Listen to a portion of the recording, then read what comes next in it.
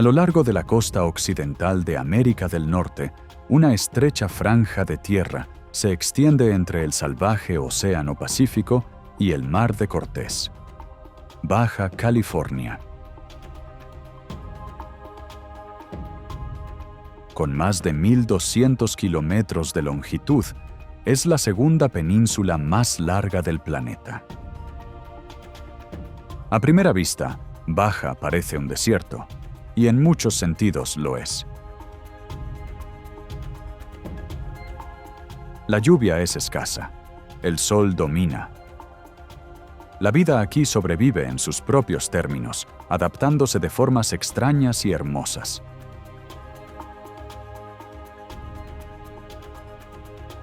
Cactus imponentes se elevan hacia el cielo, y el paisaje parece congelado en una resistencia obstinada. Hace millones de años, Baja California formaba parte del continente, unida a lo que hoy es México. Pero en sus profundidades, la Tierra había otros planes.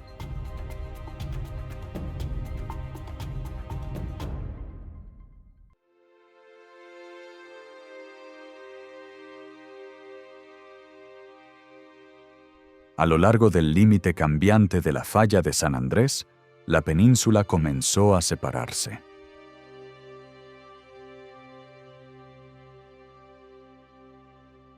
Lo que siguió fue un largo y estrecho mar atrapado entre masas de tierra en deriva.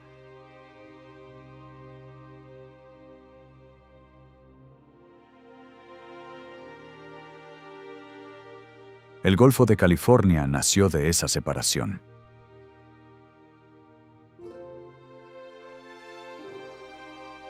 Una fractura en expansión que se convirtió en un mundo propio.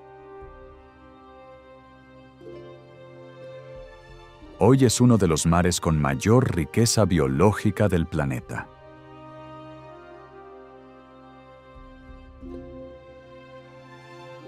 Pero en tierra, el entorno cambia de forma abrupta. La abundancia del mar da paso a una sequedad implacable.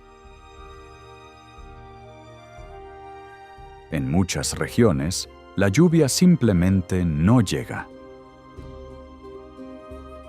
Pasan meses, a veces años.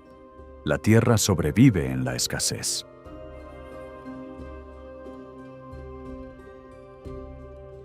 No hay grandes ríos aquí. Lo que existe es la ausencia. En este paisaje árido, los cactus echan raíces en el polvo, adaptados a condiciones que parecen imposibles.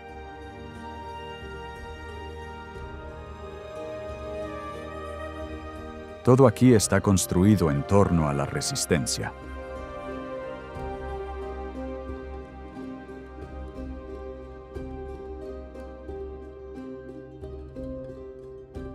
Pero más allá del suelo desértico, donde la tierra comienza a elevarse, la altitud lo cambia todo.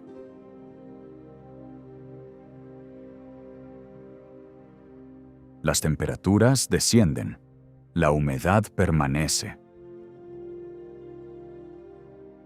Bosques de pino se extienden por las laderas, creando un entorno completamente desconectado del desierto inferior.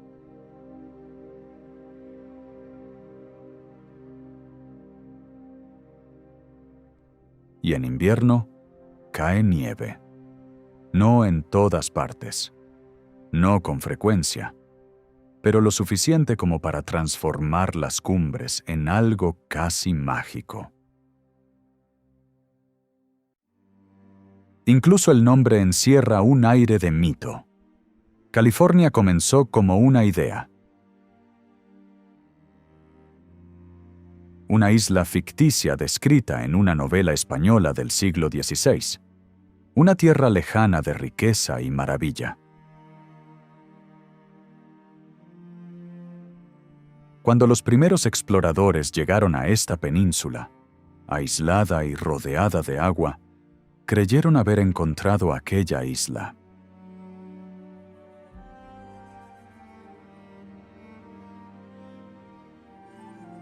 Y al final de todo, tras el largo descenso de desiertos, montañas y costa, Baja California llega a su fin.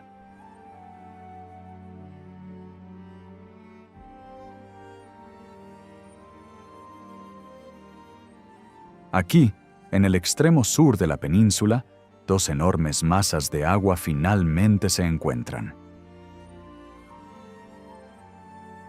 El inquieto Océano Pacífico, frío y poderoso, colisiona con las aguas más cálidas y protegidas del Golfo de California.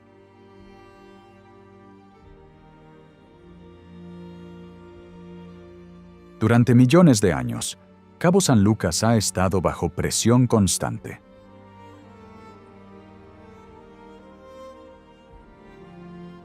Las mismas fuerzas tectónicas que separaron Baja California del continente fracturaron aquí la corteza terrestre.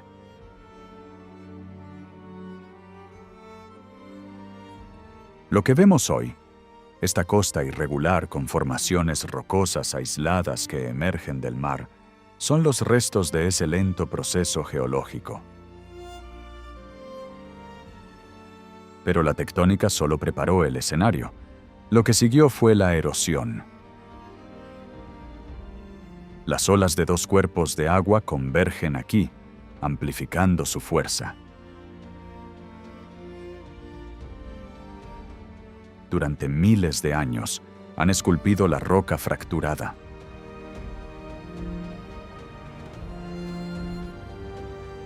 Y ese proceso dio origen a la característica más icónica de esta costa, el Arco de Cabo San Lucas.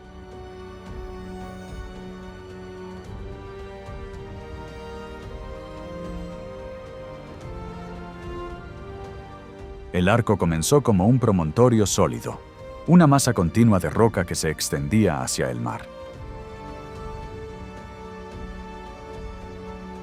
Pero la piedra aquí no es uniforme. Algunas capas son más resistentes, otras más frágiles. A medida que las olas golpeaban la base, fueron abriendo cuevas y túneles en las secciones más débiles. Con el tiempo, esas cavidades se expandieron hasta atravesar completamente la roca.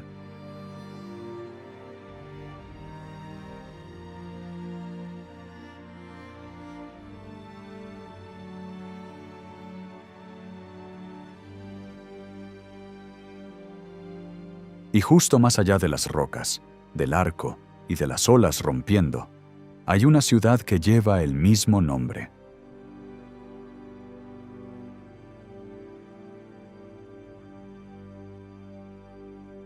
Durante la mayor parte de su historia, Cabo San Lucas fue un pequeño y aislado pueblo pesquero.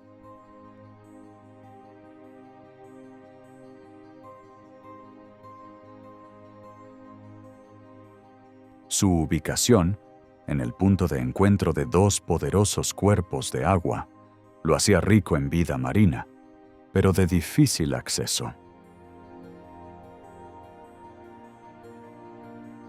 No existían carreteras importantes que lo conectaran con el resto de la península hasta mediados del siglo XX. Lo que había aquí era simplicidad, unas pocas viviendas, un puerto activo y una profunda dependencia del mar.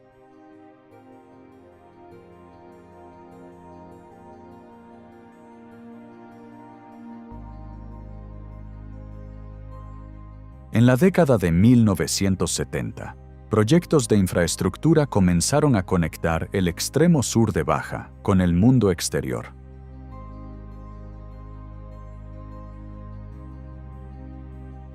A medida que mejoró el acceso, el turismo se expandió. Complejos turísticos surgieron a lo largo de la costa. La marina se transformó en un centro clave, lleno de yates de lujo.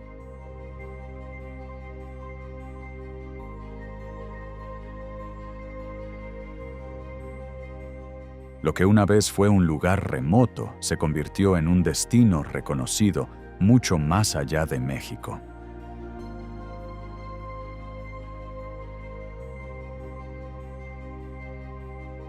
A medida que Baja California comenzó a separarse a lo largo de la falla de San Andrés, la corteza terrestre se estiró y se fracturó.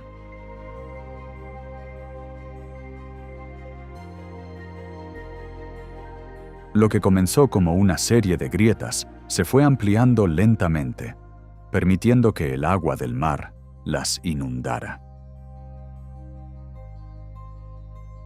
Con el tiempo, esas fracturas se profundizaron, formando una cadena de cuencas, algunas de ellas descendiendo miles de metros bajo la superficie.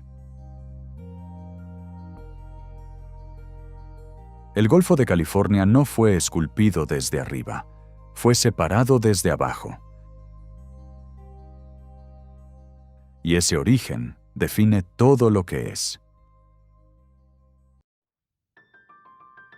A diferencia de los océanos abiertos, el Mar de Cortés es largo y estrecho, con un intercambio limitado con el Pacífico. Esto crea un sistema único de corrientes, circulando, mezclando y reteniendo nutrientes dentro de sus límites. Bajo la superficie, el fondo marino está lejos de ser plano. Montañas submarinas se elevan desde las profundidades y profundas fosas atraviesan la cuenca. Y todo ello alimenta la vida. Los nutrientes impulsan enormes proliferaciones de plancton, la base de todo el ecosistema. A partir de ahí, todo crece.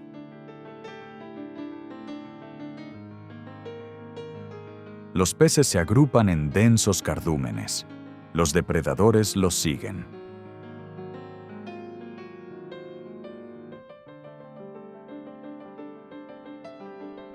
Grupos de delfines cruzan la superficie.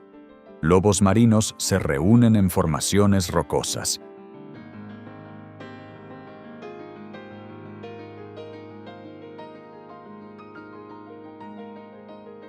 Y luego, los más grandes de todos.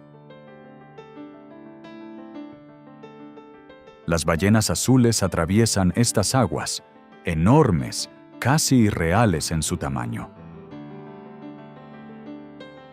Sus rutas migratorias se cruzan con el Golfo, atraídas por la abundancia de alimento concentrado aquí.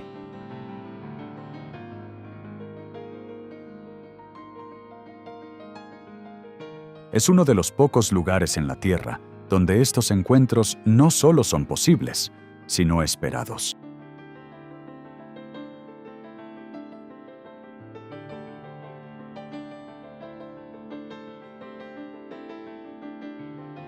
De pronto, formas extrañas irrumpen en el agua.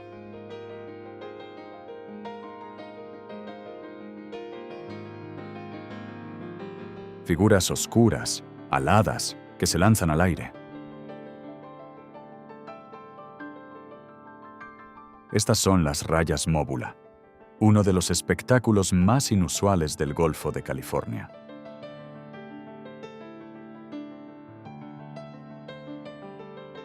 Se desplazan en grupos, a veces por miles, deslizándose justo bajo la superficie en movimiento sincronizado.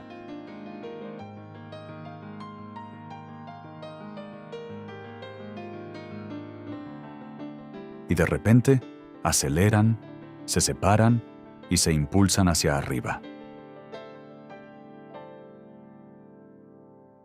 Nadie coincide plenamente en por qué lo hacen. Algunos investigadores creen que los saltos ayudan a desprender parásitos. Otros sugieren que es una forma de comunicación. También podría estar relacionado con el comportamiento reproductivo. O quizás, como muchas cosas en la naturaleza, sea una combinación de todo ello.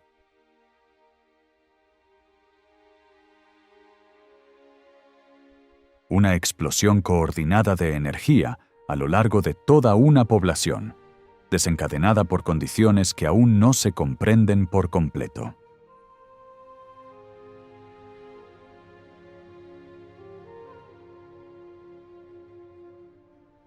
donde se reúnen las rayas móvula, los depredadores las siguen. Los tiburones martillo las rodean. Se mueven en grupos, deslizándose en el azul. Y su aspecto es distinto a cualquier otro en el océano.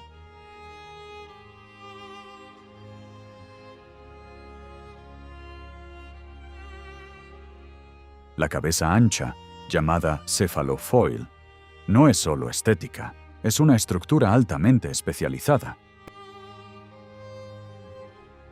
Los ojos, situados en los extremos, les otorgan un campo de visión ampliado. Bajo la superficie, los electroreceptores detectan las débiles señales emitidas por otros animales. No solo ven su entorno, lo escanean.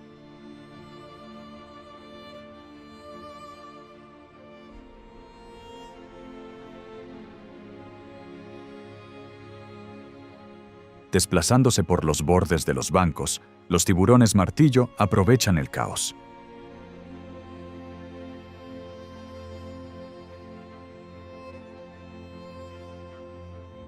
Los individuos heridos o desorientados se convierten en objetivos. Los peces más pequeños, dispersados por el movimiento, son capturados. No es una persecución frenética, sino una caza controlada y eficiente.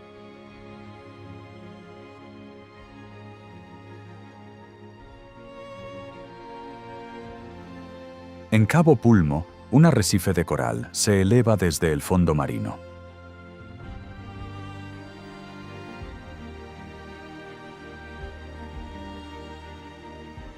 No es grande según los estándares globales, pero sí significativo por el lugar en el que existe.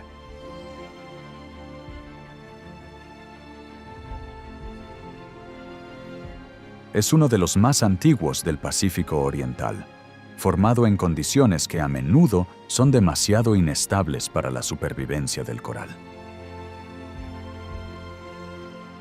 El arrecife proporciona estructura, algo sólido en un entorno cambiante.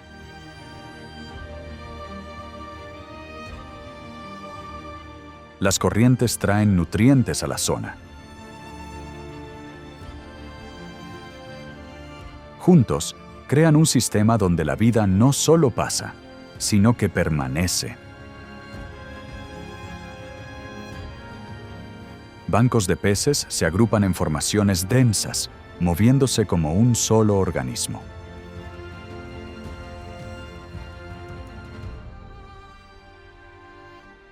Los depredadores rodean los bordes, atraídos por la concentración.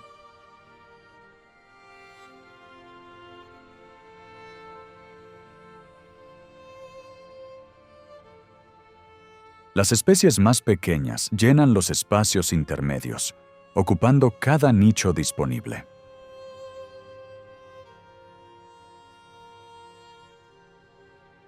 No es caótico, está organizado.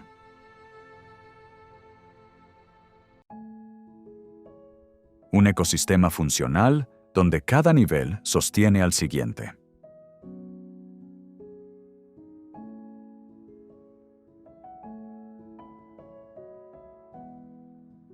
La capital y ciudad más grande de Baja California Sur es La Paz.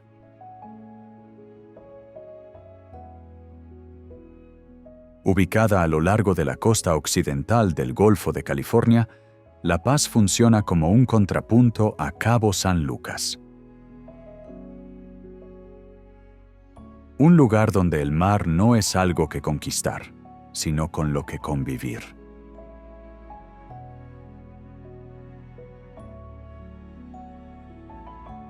Los exploradores españoles llegaron a estas costas en el siglo XVI, nombrando la bahía por su aparente tranquilidad.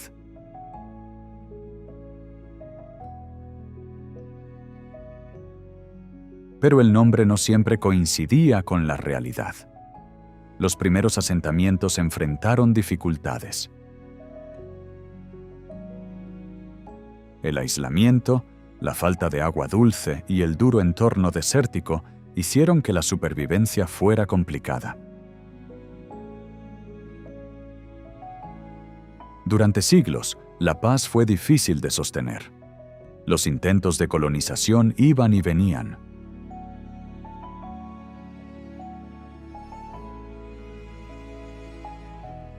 No fue hasta el siglo XIX cuando La Paz comenzó a estabilizarse, creciendo lentamente como un asentamiento permanente. El núcleo urbano se organiza en torno a una plaza central, dominada por la Catedral de Nuestra Señora de la Paz, construida en 1865.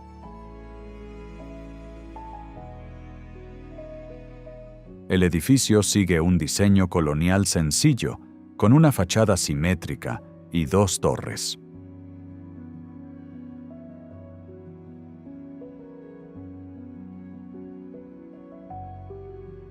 Desde La Paz, la costa gira hacia el este. Las colinas desérticas se alejan del agua y la línea costera se abre en una laguna que parece un paraíso. Playa Balandra.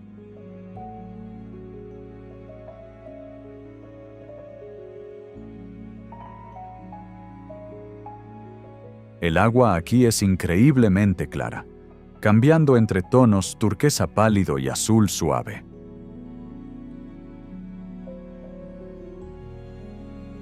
Pero lo que define a Balandra no es solo el color, es la profundidad, o más bien la falta de ella.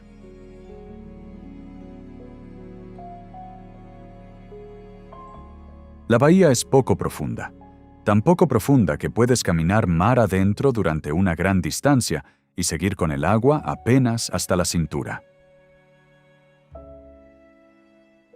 El fondo desciende de forma casi imperceptible, creando una amplia laguna donde la superficie permanece completamente tranquila.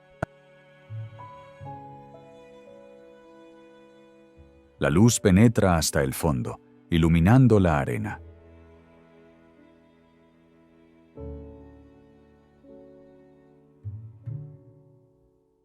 Y emergiendo de esas aguas poco profundas, hay una forma que se ha convertido en símbolo del lugar: el hongo de Balandra. Una única formación rocosa, equilibrada sobre una base estrecha, esculpida con el tiempo por el viento y el suave movimiento de las olas.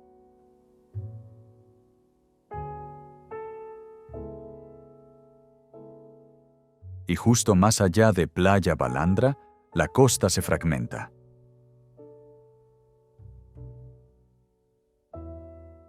Al otro lado del agua, una cadena de islas se extiende a lo largo del golfo.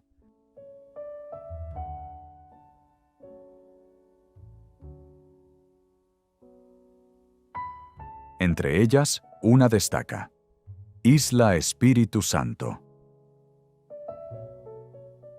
Sus acantilados brillan en tonos rojos y ocres, especialmente con la luz baja de la mañana y del atardecer. Estos colores provienen de roca volcánica, expuesta y moldeada con el tiempo, dispuesta en capas como un registro geológico de la formación de la isla.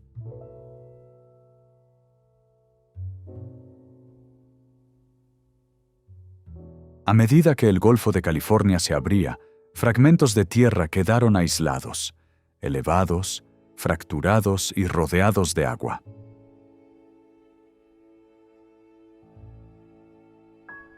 Espíritu Santo es uno de esos fragmentos, separado, expuesto y dejado a evolucionar por sí mismo.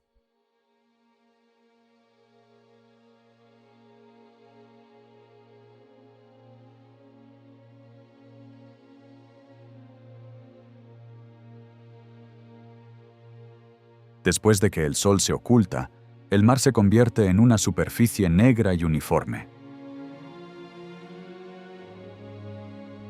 Pero cuando las olas alcanzan la orilla, por un instante brillan.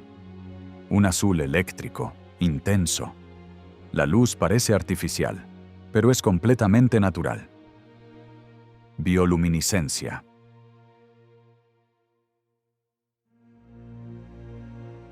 Proviene de organismos microscópicos, principalmente un tipo de plancton conocido como dinoflagelados.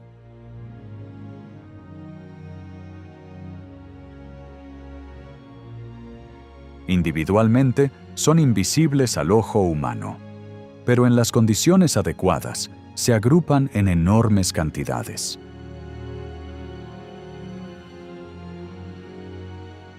Y cuando se alteran, emiten luz. El mecanismo es químico. Dentro de cada organismo ocurre una reacción entre una molécula llamada luciferina y una enzima conocida como luciferasa. Cuando sucede a gran escala, cada movimiento se vuelve visible.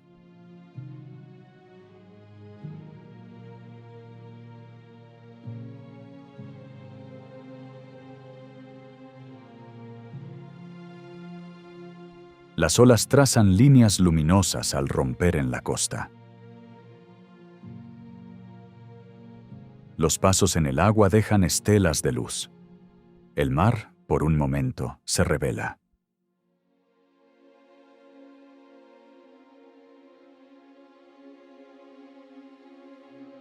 La mayor parte de Baja California es desierto, roca, polvo y espacio abierto que se extiende por kilómetros sin interrupción.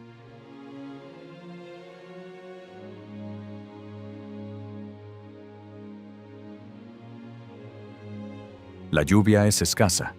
En algunas regiones puede no caer durante meses, incluso años. El agua, cuando llega, es breve.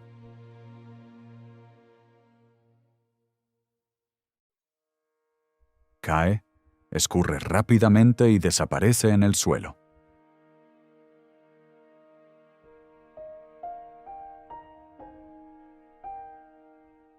Las raíces se extienden más en anchura que en profundidad, captando la poca humedad disponible. Aquí, la vida sobrevive en la ausencia.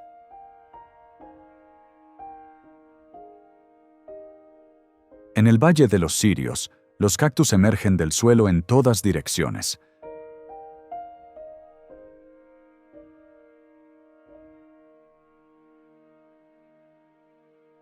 Almacenando agua en tallos engrosados, protegidos por espinas.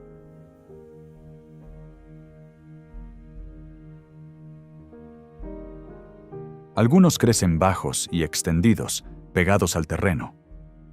Otros se elevan verticalmente, como columnas.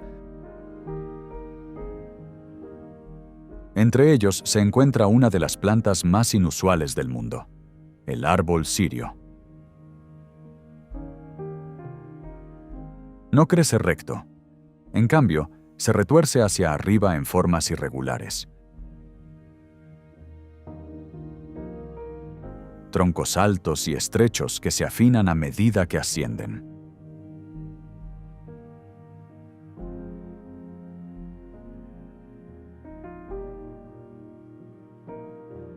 Y luego, a medida que el desierto se extiende hacia el norte a través del corazón de la península, el paisaje vuelve a transformarse. Cerca de Cataviña, el terreno comienza a fragmentarse. Enormes bloques de granito yacen dispersos sobre el suelo desértico.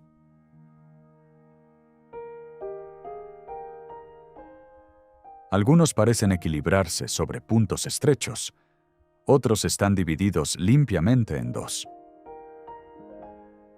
Hace millones de años, esta región fue moldeada por actividad volcánica y tectónica.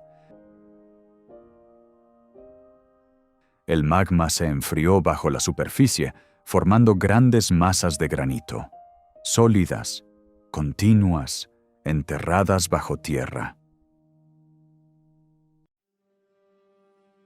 Con el tiempo, las capas superiores se erosionaron. Pero el granito no se desgasta de manera uniforme. Se fractura a lo largo de líneas naturales. Lentamente, esas fracturas se ampliaron. Los bordes se suavizaron. Lo que antes era una masa sólida comenzó a separarse en formas individuales. Las rocas no fueron colocadas aquí, fueron reveladas.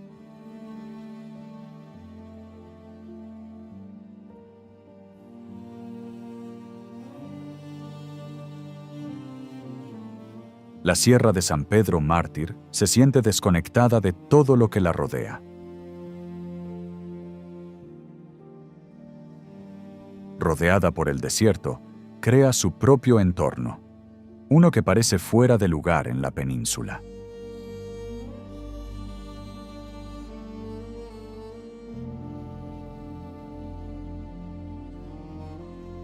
La temperatura desciende significativamente. Y en invierno, la nieve cubre las cumbres.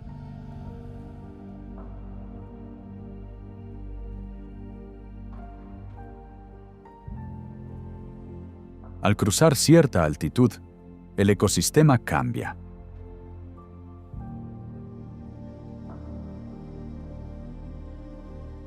Lo que crece aquí depende de variaciones estacionales que simplemente no existen en el desierto inferior.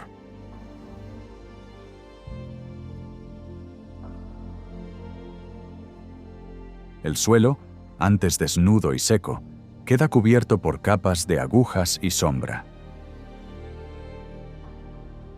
Es aquí donde se construyó una de las instalaciones científicas más importantes de México.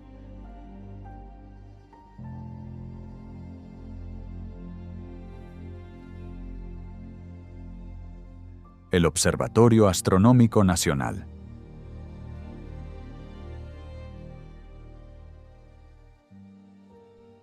Lejos de grandes ciudades, esta sierra ofrece algunas de las mejores condiciones para la observación del cielo nocturno. En 1697, misioneros jesuitas establecieron el primer asentamiento permanente en la región.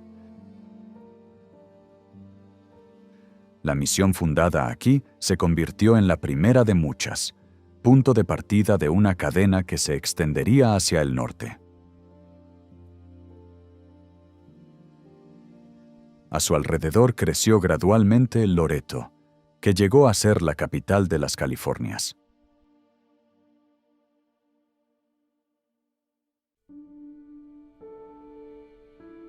Los suministros llegaban por mar, hasta que décadas después se establecieron rutas hacia el interior.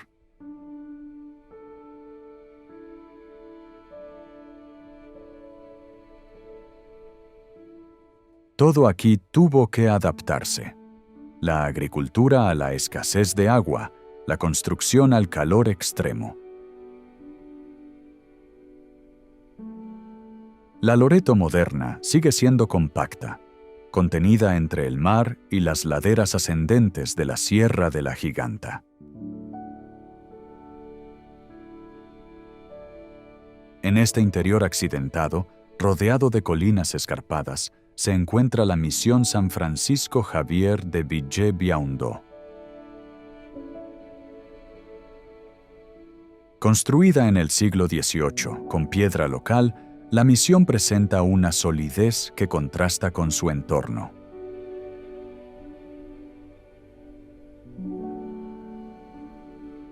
Muros gruesos. Líneas simples. Diseñada para resistir el calor, el paso del tiempo y el aislamiento.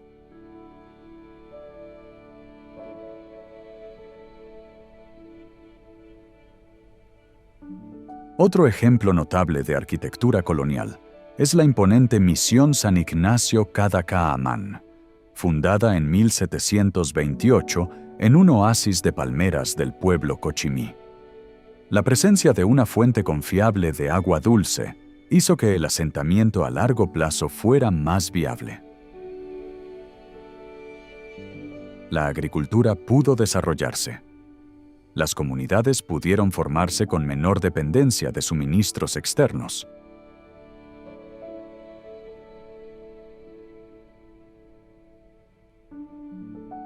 Construida con piedra volcánica oscura, la misión tiene un aspecto más pesado y sólido que muchas otras de la península.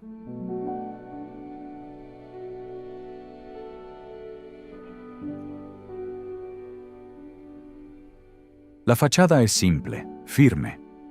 La construcción comenzó décadas después de las primeras misiones, en un momento en que las técnicas ya se habían adaptado a las condiciones locales.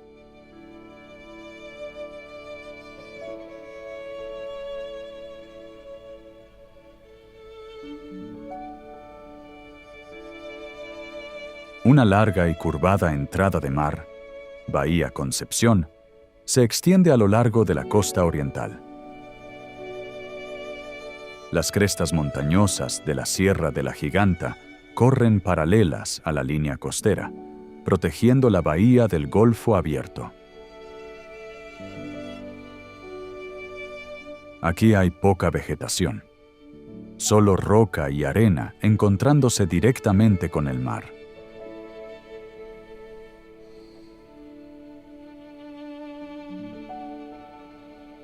Y entre esas laderas, pequeñas calas se abren una tras otra, cada una con su propia franja de playa.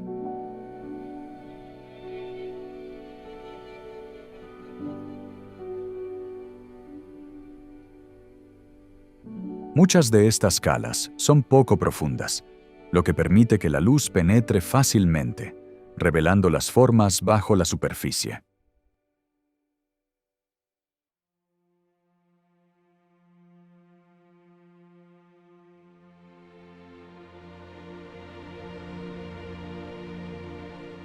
Algunas áreas permanecen completamente tranquilas. Otras sienten más directamente el movimiento del Golfo, donde las corrientes comienzan a circular.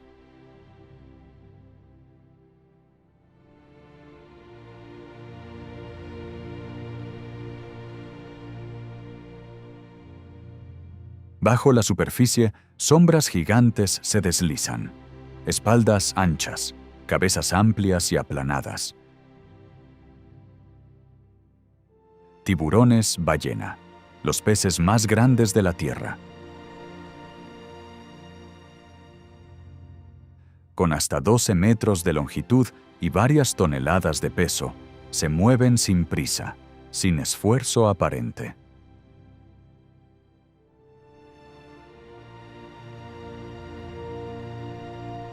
La cola se balancea de lado a lado en movimientos potentes, impulsando al animal a través del agua.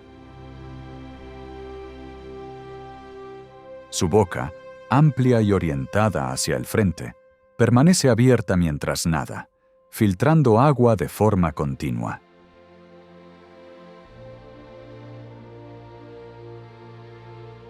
En su interior, estructuras finas atrapan plancton y organismos microscópicos que flotan en la corriente.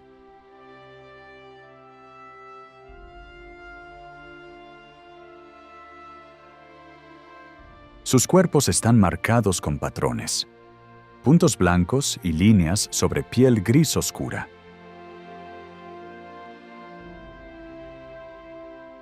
No hay dos iguales. Estas marcas permiten a los investigadores identificar individuos y seguir sus movimientos a través de los océanos.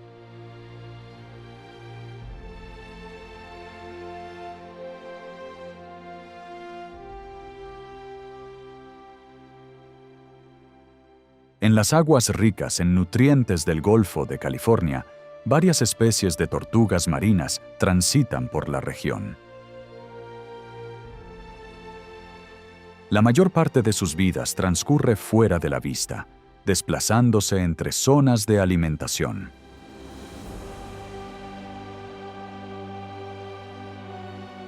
Pero en cierto momento, algo cambia. El movimiento se vuelve direccional. Después de años en el mar, regresan, no solo a esta región, sino a tramos específicos de costa. La tortuga avanza más allá del alcance de la marea, buscando un lugar adecuado.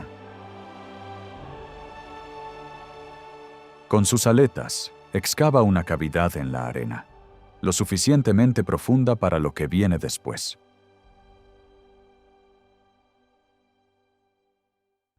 Uno a uno, deposita los huevos, docenas de ellos, de cáscara blanda, frágiles, ocultos bajo la superficie.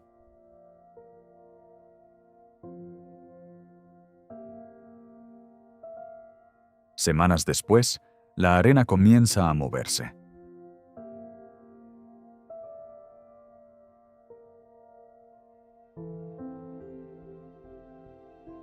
Las crías emergen juntas, rompiendo la superficie. Guiadas únicamente por el instinto, se orientan hacia el horizonte más brillante, el reflejo de la luz sobre el mar. Desaparecen en la inmensidad del golfo, arrastradas por las corrientes, repitiendo el mismo ciclo.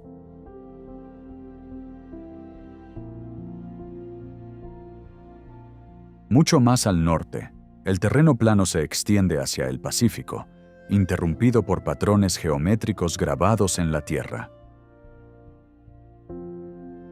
Esto es Guerrero Negro, uno de los mayores centros de producción de sal del mundo.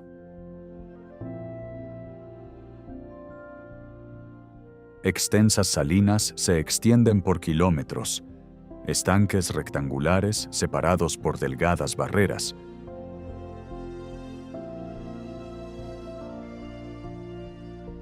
Cada uno formando parte de un proceso controlado.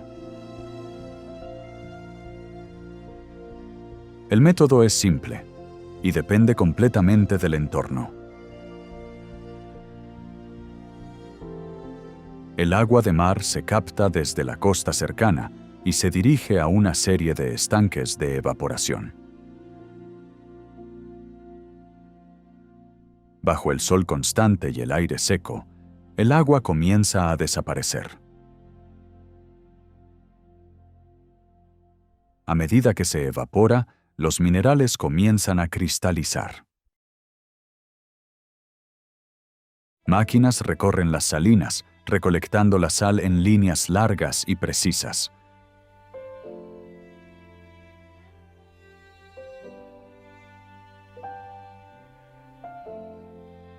Se recoge, se procesa y se distribuye por todo el mundo.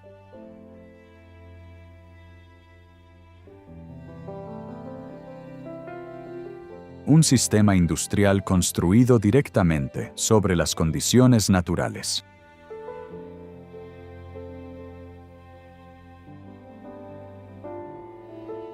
Una vez al año, las aguas protegidas de la laguna San Ignacio se llenan de gigantes. La ballena gris llega aquí tras una de las migraciones más largas de cualquier mamífero en la Tierra.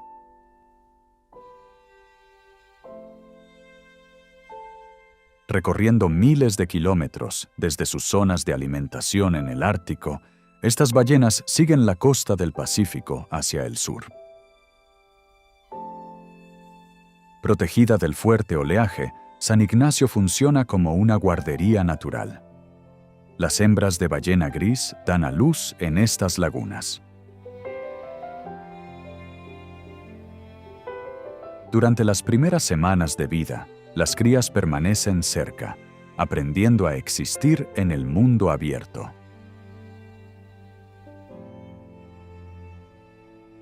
Las madres las guían hacia la superficie para respirar.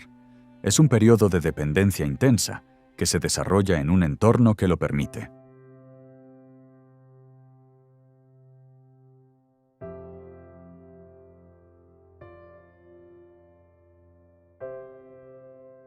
En muchas partes del mundo, las ballenas mantienen distancia con los humanos. Aquí ocurre algo distinto.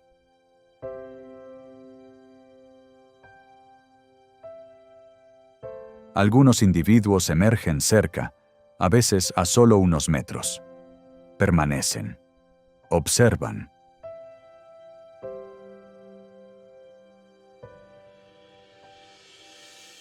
En ocasiones, incluso inician el contacto, elevando la cabeza sobre el agua y permitiendo una interacción cuidadosa.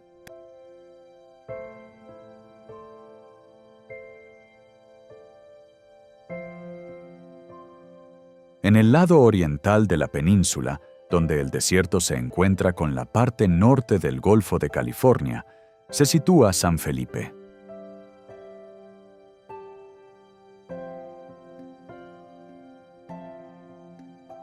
Aquí, las mareas son de las más extremas de todo México. El mar puede retirarse kilómetros, dejando al descubierto vastas extensiones de arena húmeda.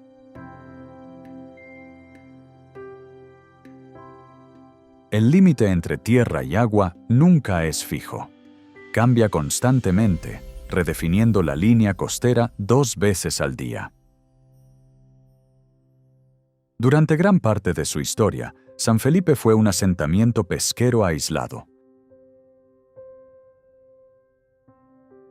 No fue hasta mediados del siglo XX, con la construcción de carreteras que lo conectaron con ciudades como Mexicali, que la región se abrió. El turismo llegó después, atraído por los paisajes únicos creados por las mareas y por sus aguas cálidas y poco profundas. Amplia, abierta y en constante cambio, la playa de San Felipe no se parece a las calas protegidas de Bahía Concepción. Poco profunda, iluminada por el sol y fácilmente accesible.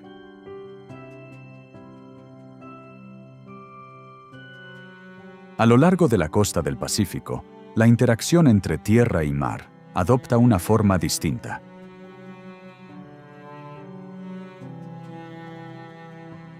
Aquí, las olas no solo alcanzan la orilla, chocan contra ella.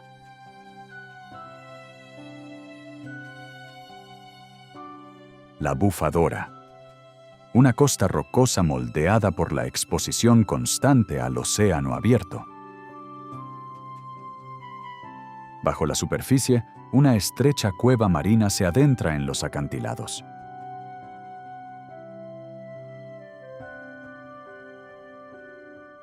Cuando las condiciones se alinean, esa estructura oculta se revela. Una ola avanza desde el Pacífico, creciendo a medida que se acerca a la costa. Se estrella contra la entrada de la cueva, forzando el agua hacia un espacio confinado sin salida.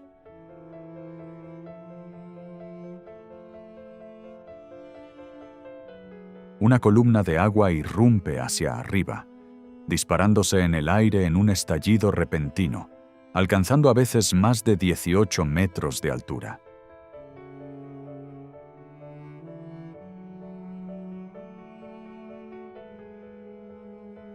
El sonido llega una fracción de segundo después, un rugido profundo y hueco que resuena en la roca.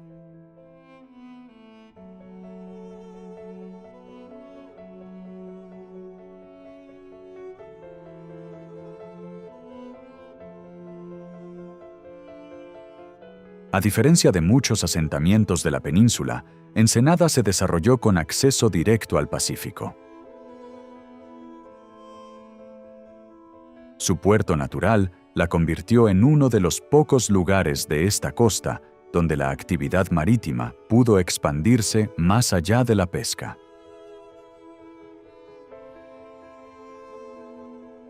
A finales del siglo XIX y principios del XX, Ensenada creció como ciudad portuaria conectada a rutas internacionales.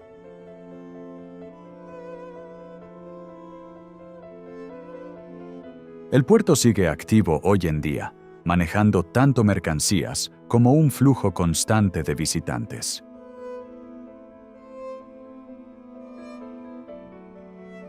Es uno de los puntos marítimos más importantes de la península, conectando Baja California con las rutas del Pacífico.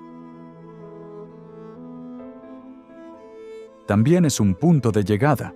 Los cruceros atracan aquí, y las carreteras conectan Ensenada directamente con la frontera.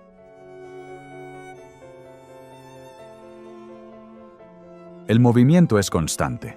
Personas que llegan y se van, bienes que transitan, una ciudad que funciona como enlace con el exterior. Ensenada también se ha hecho conocida por su cultura gastronómica, especialmente por los mariscos. La conexión es directa. Lo que se extrae del mar por la mañana suele aparecer en el plato el mismo día. Los tacos de pescado, simples en su estructura, precisos en su ejecución, se originaron aquí y siguen siendo uno de los elementos más representativos de la identidad de la ciudad.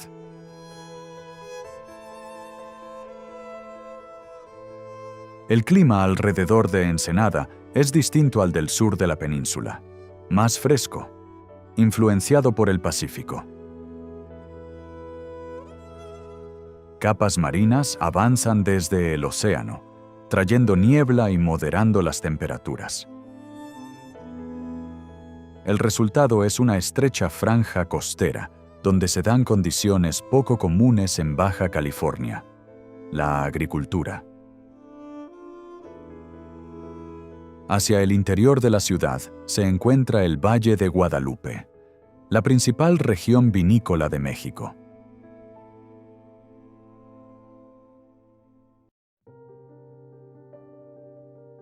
Viñedos se extienden por el valle, sostenidos por un clima similar al Mediterráneo, generado por la influencia del océano y la altitud. El aire frío se desplaza tierra adentro durante la noche. La niebla matinal permanece sobre las vides. Por la tarde, el sol y el calor permiten que las uvas maduren de forma equilibrada.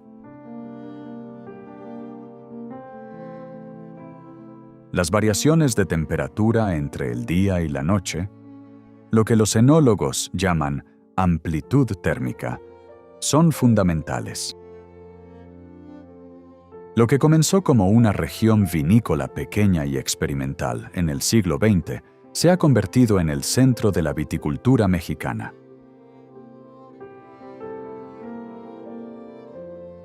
Hoy, decenas de bodegas operan en el valle, todas adaptándose a las mismas limitaciones impuestas por el clima y el terreno.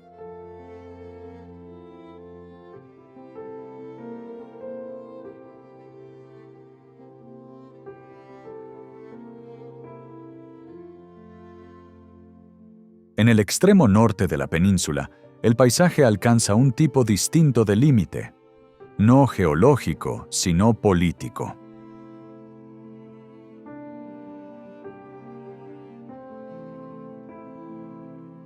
Ubicada directamente sobre la línea entre México y Estados Unidos, Tijuana es una de las ciudades fronterizas más transitadas del mundo.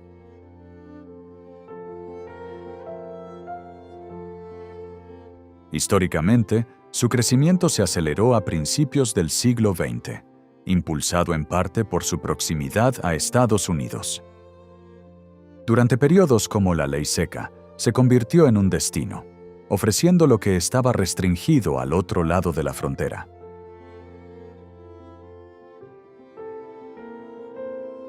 Hoy, Tijuana es una ciudad compleja y estratificada, industrial, cultural, en constante transición.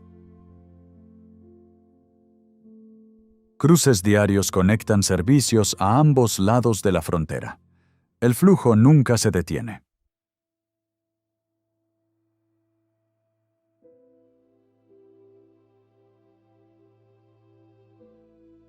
Un alto muro de concreto marca ese límite, extendiéndose directamente hasta el océano.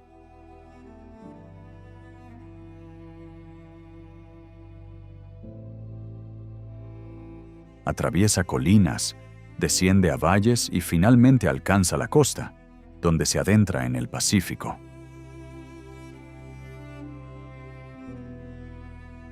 Una división artificial impuesta sobre una geografía continua.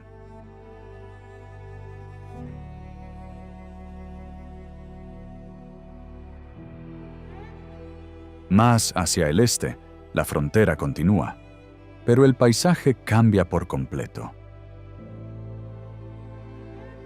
Si Tijuana está definida por el Pacífico, Mexicali lo está por el desierto. Se sitúa tierra adentro, frente a Caléxico. En verano, el calor se convierte en la fuerza dominante. Las temperaturas diurnas pueden superar los 46 grados Celsius, convirtiéndola en una de las ciudades más calurosas de México. Y sin embargo, pese a estas condiciones, Mexicali existe gracias al agua. La ciudad se encuentra dentro del delta del río Colorado. A principios del siglo XX, proyectos de irrigación redirigieron el agua del río, transformando el desierto circundante en tierras agrícolas. Pero como muchas ciudades fronterizas, existe otra dimensión. La presencia del crimen organizado, particularmente grupos como el Cártel de Sinaloa, ha influido en la región en distintos momentos. Las rutas de tráfico y la proximidad a la frontera crean condiciones donde redes ilícitas operan junto a los sistemas legales.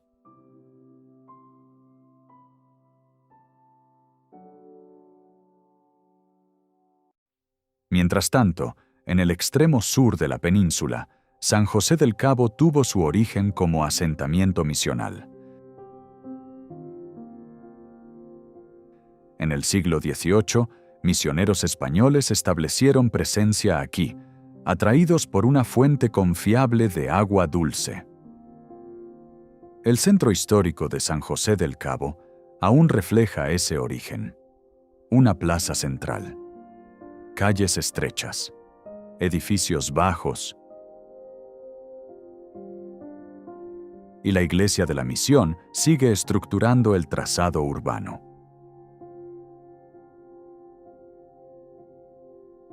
Las playas aquí son amplias y abiertas. Aunque en muchas zonas el baño es limitado, la costa sigue siendo un elemento central.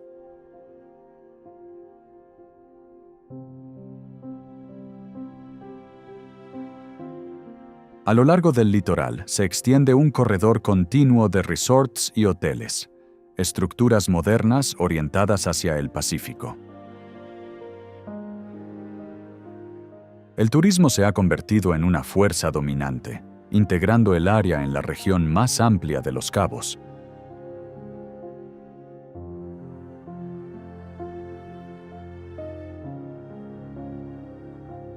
Las propiedades frente al mar crean una franja continua de presencia humana, donde la tierra se encuentra con el océano.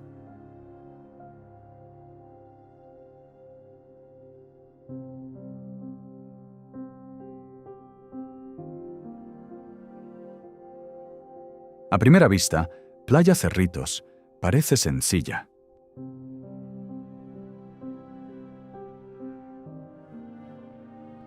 Un largo arco de arena. Colinas bajas que se elevan detrás. Ninguna gran ciudad presionando la costa. Pero aquí, el Pacífico se comporta de manera distinta. Las olas recorren miles de kilómetros a través del océano abierto antes de llegar a este tramo de costa, sin interrupciones, acumulando energía a lo largo de la distancia.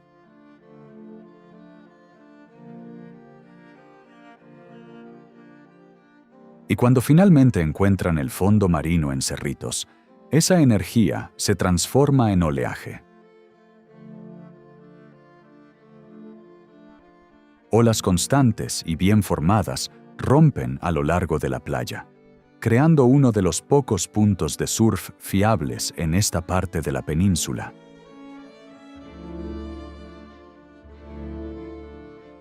Más allá del agua, el desarrollo es mínimo en comparación con centros más grandes como San José del Cabo. Algunas construcciones se alinean en la costa, pequeños hoteles, campamentos de surf, viviendas dispersas, pero la escala sigue siendo contenida. El desierto aún domina el paisaje de fondo, elevándose en tonos secos y apagados detrás de la franja brillante de arena.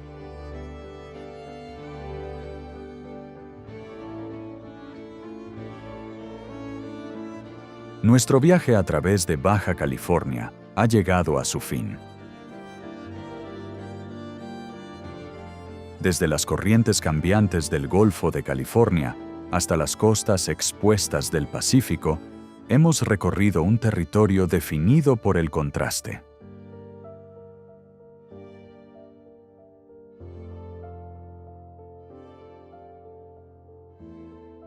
En el camino, hemos revelado cuán diversa y compleja es realmente esta península.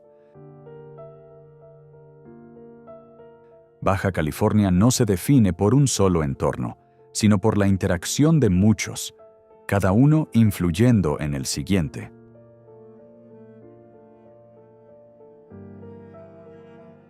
Dando forma a una región que es al mismo tiempo dura y productiva, aislada y conectada.